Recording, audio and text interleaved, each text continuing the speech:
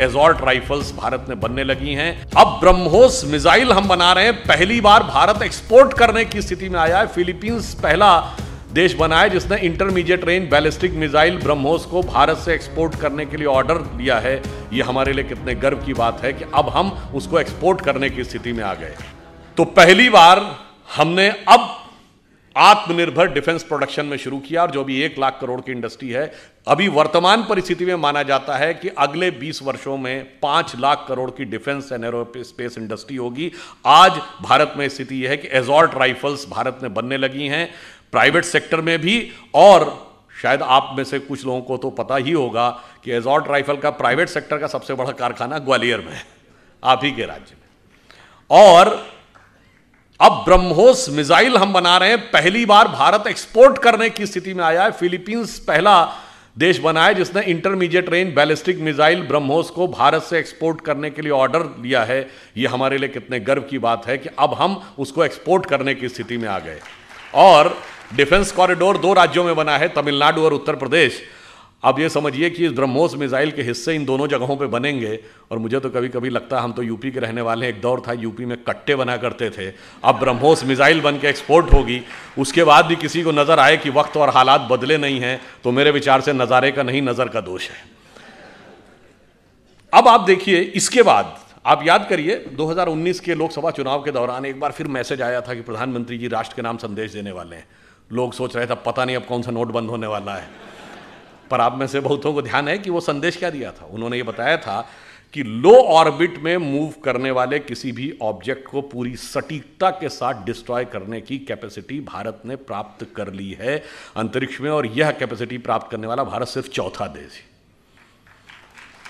Nuclear submarine हमने इस समय में बनाई, वह कैपेबिलिटी हमने प्राप्त की, यानी देश की सुरक्षा को पूरी तरीके से मनोवैज्ञानिक दृष्टि से भी सुदृढ़ करना, यानी सेना को पूर्ण अधिकार कि जो करना हो करो। हमने बालाकोट भी करके दिखाया, और हमने सर्जिकल स्ट्राइक भी करके दिखाई, और उत्पादन में भी हम आत्मनिर्भर होंगे। आप में से बहुतों को शायद पता हो 400 ऐसे डिफेंस के उपकरण हैं जिनका की इंपोर्ट सरकार ने बैन कर दिया है कि अब ये भारत में ही बनाने पड़ेंगे, और इससे हजारों करोड़ रुपए का हमारा फॉरेन एक्सचेंज रिजर्व भी बचता है। तो इसलिए आप ये समझिए कि एक गरीब को शक्तिशाली बनाने से लेकर राष्ट्र को शक्तिशाली बनाने तक की एक पूरी प्रक्रिया है। और ये ऐसे ही नहीं है। जब हम ये कह रहे हैं कि 25 वर्ष पूरे होंगे तो हम कहाँ पे पहुँचे होंगे। एक OECD कंट्रीज़ का आप में से नाम सुना हो, organisation of economic cooperation and development. इसमें शायद अब पहले 40 थे, अब 50 के आसपास कंट्री हैं।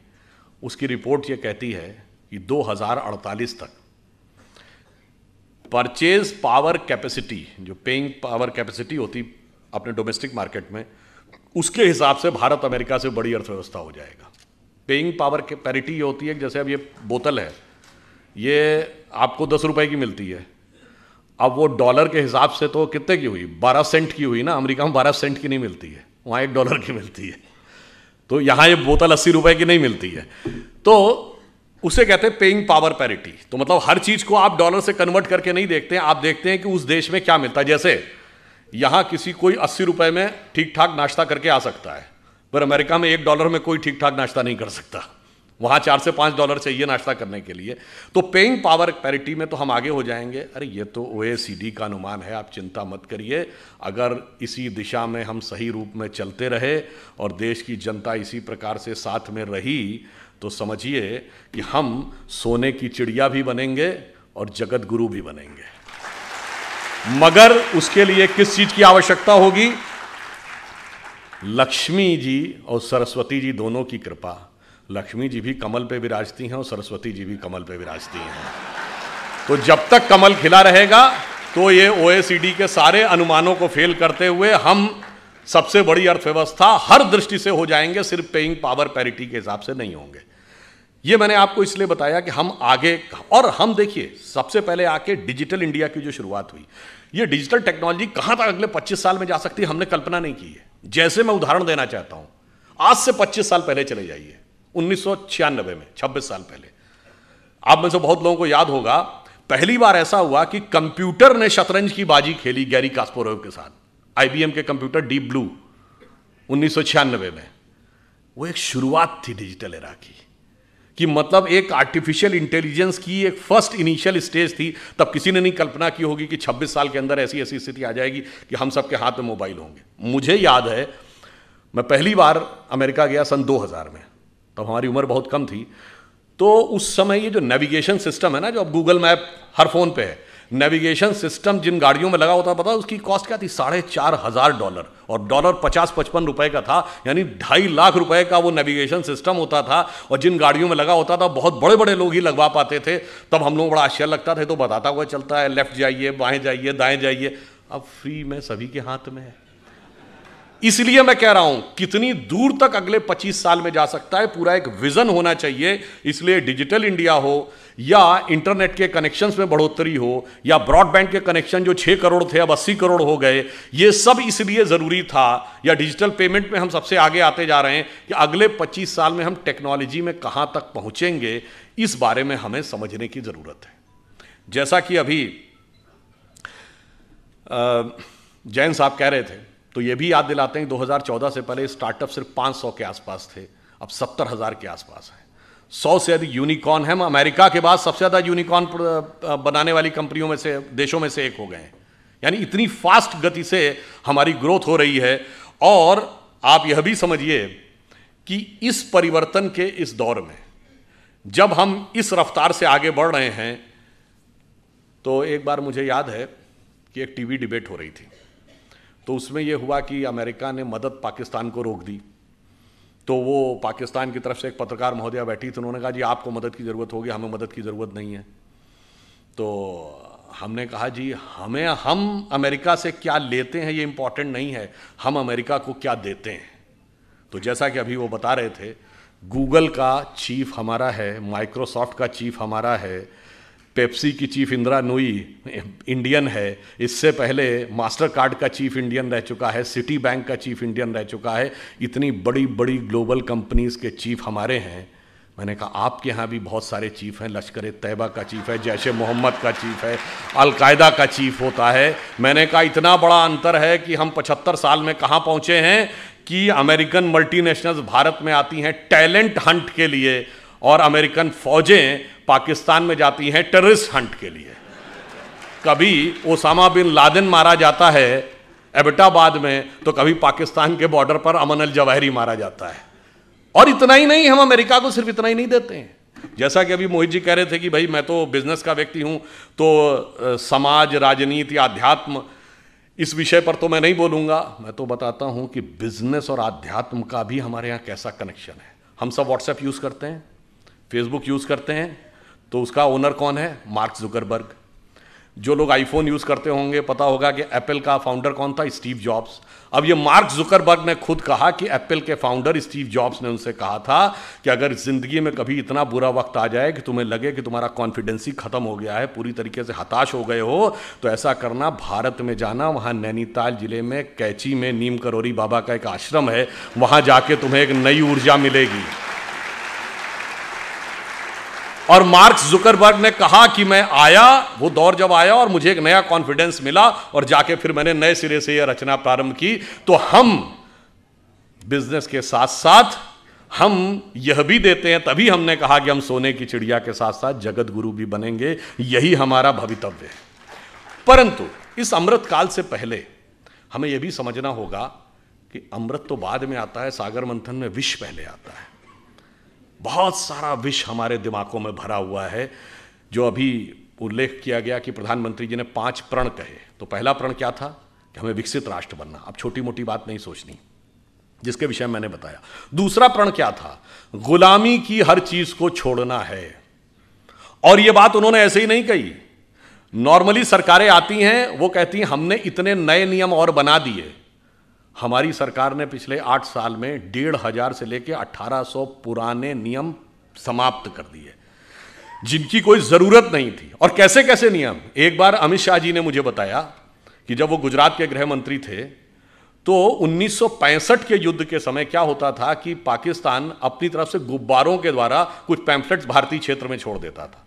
उनका कहना था 2001 तक उसकी रिपोर्ट बन के आती थी कि इस हफ्ते कोई गुब्बारा या उसके द्वारा कोई पैम्फलेट भारत के क्षेत्र में नहीं लाया गया और उसके लिए भी ड्यूटी लगी रहती थी। ये उदाहरण है कि कितने रिडंडेंट यानी कालबाह्य नियम भी थे, उन सबको समाप्त किया।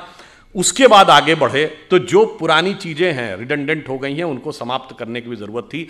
पर हमारे मन में विष कैसे भरा रहता है, मैं आपको एक उदाहरण देना चाहता हूं आप ही के क्षेत्र से। यहां अहिल्याबाई होलकर जी का पुण्य स्थान है। आपने अहिल्याबाई जी का नाम किसके नाम पे पढ़ा? अहिल्या जी के नाम पे पढ़ा। हम सब ने वो कहानी सुनी, गौतम ऋषि की पत्नी अहिल्या थी, इंद्र ने आकर संपर्क स्थापित कर लिया, इसलिए वो पत्थर बन गई। फिर भगवान राम के द्वारा उनकी मुक्ति हुई। कितना गलत है, महिलाओं के साथ कितना अत्याचार होता था, यही दिमाग में भरा हुआ है ना। पर आप में से किसी ने कभी ध्यान दिया कि अहिल्या शब्द और गौतम शब्द और राम शब्द का अर्थ क्या है? अहिल्या का अर्थ होता है जिसे हिलाया ना जा सके। देखिए, ये सब हमारे अंदर की चेतना के द्वंद्व का प्रकटीकरण है। क्योंकि जब भगवान जन्म लेते हैं तो केवल एक सामान्य, उसे लीला क्यों कहते हैं, वो एक एक जून के जीवन की घटना हमारे अंदर की चेतना का एक प्रकटीकरण है। मन की वह अवस्था जिसे विचलित नहीं किया जा सके, जिसे जरा भी हिलाया ना जा सके, वह है अहिल्या। जब मन उस अवस्था में पहुंचता है। अहिल्या किसकी पत्नी है? गौतम ऋषि की। तम शब्द का अर्थ क्या है? अंधकार। गौ का अर्थ होता है जाना। जब आप अंधकार के परे चले जाते हैं और ज्ञान के प्रकाश का साक्षात्कार करते हैं, तब चेतना उस अवस्था में पहुंचती है जिसे विचलित नहीं किया जा सकता। यह गौतम और अहिल्या के पति पत्नी होने का अर्थ है। और इसमें एक और बात है, आपको नहीं पता होगा, यह अंग्रेजी का जो गो शब्द है ना, जिसका मतलब है जाना, वो संस्कृत के गो से निकला है। यही गो शब्द का अर्थ है जाना। गौतम का यही अर्थ है, तम के परे जाना। 10 बार आया है रामचरितमानस में, गो गोचर लग जा मन जाई तो जानो माया भरमाई। मगर हमारे दिमाग में भरा है कि गो अंग्रेजी का शब्द है। हमारे यहां गोचर, ग्रहों की गति को गोचर कहते हैं ना। आज का गोचर, ज्योतिषी से पूछे, कहता आज का गोचर, ये सब गो शब्द जाने से बना है। अब इंद्र कौन है? इंद्र शब्द का अर्थ जानते क्या है? बहुत बार हम लोगों ने सुना, खूब हमारे यहां कहानियों में है कि जैसे ही कोई एक ऋषि तपस्या करने लगा तो इंद्र ने जो है अपना अप्सराएं भेजकर उसकी तपस्या भंग करने का प्रयास किया, क्योंकि इंद्र का आसन डोलने लगा। इसका क्या अर्थ है? इंद्र शब्द का अर्थ जानते क्या है? आपने ईंधन वर्ड सुना है? फ्यूल के लिए यूज होता है, सोर्स ऑफ एनर्जी। ये ईंधन शब्द इंद्रन शब्द का अपभ्रंश है। इंद्रिय शब्द इंद्र से निकला है। हमारी सारी सांसारिक इंद्रियों की जो सोर्स एनर्जी है, दैट इज इंद्र। और जब कोई तपस्या करता है तो इसका अर्थ क्या हुआ? वो इंद्रियों को कंट्रोल करने की कोशिश करता है, तो इंद्र का आसन डोलता है, यानी इंद्रियों की सत्ता कमजोर पड़ती है। तो बाय लॉ ऑफ इनर्शिया इंद्रियां सबसे ज्यादा तेजी से उसके ऊपर इनर्शिया बैक फोर्स मारती हैं। और वो सबसे ज्यादा किस पे मारेंगी? मानसिक रूप से मानेंगे, क्योंकि मन सबसे प्रबल इंद्रिय है। इसीलिए कभी आपने ध्यान ही नहीं दिया होगा कि अप्सराओं के नाम क्या? मेनका, जहां पर मन एकाग्र हो, उर्वशी, हृदय को वश में करने वाली। ये सब प्रवृत्तियां हैं जो जाकर हमारे मन पर अटैक करती हैं। तो जैसे ही इंद्रियों की शक्ति, जब आप अंधकार के परे चले गए और उसे विचलित नहीं किया जा सकता था, यदि इंद्रियों की शक्ति के प्रभाव में आ गए तो क्या हुआ? पत्थर का क्या हुआ? चेतना शक्ति का लोप हो गया। आप पदार्थ यानी सांसारिक शक्ति के रूप में रह गए। जो आध्यात्मिक चेतना थी वो चली गई। अब आध्यात्मिक चेतना दोबारा कब मिलेगी? राम शब्द का अर्थ जानते क्या होता है? हिंदी या संस्कृत में शब्द है, रम धातु से बना है, जिसका अर्थ होता है रमना। रमनते इतराम, रमणीक स्थान, रमता जोगी। यानी किसी भी चीज जिस चीज में सेटल्ड होती है उसको रमना कहते हैं। इसीलिए राम शब्द का तात्विक अर्थ है रमनते इतरामा, अर्थात वह तत्व जिसमें सारा संसार सेटल्ड है।